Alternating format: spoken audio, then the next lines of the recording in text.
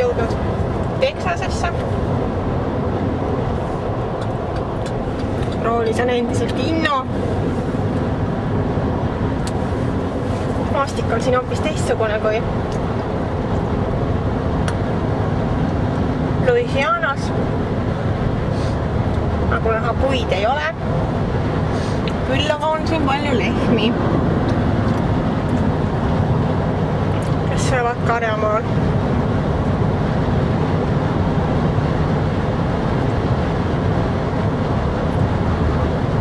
Ega siin muud eriti ei ole, mõned puud ikkagi on.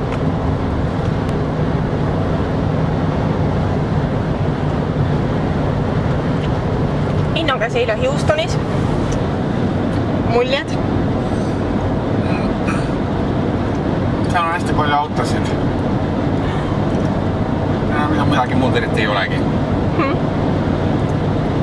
Sul oli vist väike intsident eile õhtul. Ma vaatan korra. Näitan, siin on Innol on siin väike haav. Ma hakkasin ühte autot vaatama ja siis lõin pea vastu. Räägi, tegelikult ma kuulsin, et sa osalesid kõrtsikakluses. Ei osalenud. Ja tulid öösel kell 3 hotelli alles, kui ma juba magasin. Ei tulnud. Mine nüüd, aga siis selline haav ei teki mingisugusest tänavaposti vastu põrkumisest. Tekkis.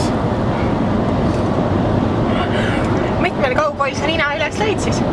Ei löönud ühtegi kauboid. Ja on küll siis. Aga oled vist päris rõõmus, et Houstonist minema saad. Need kauboid vist ajavad sind taga.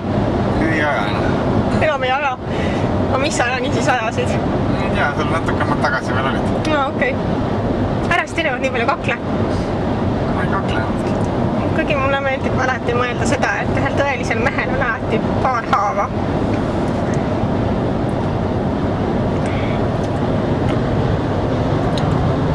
Siis selline on Texas.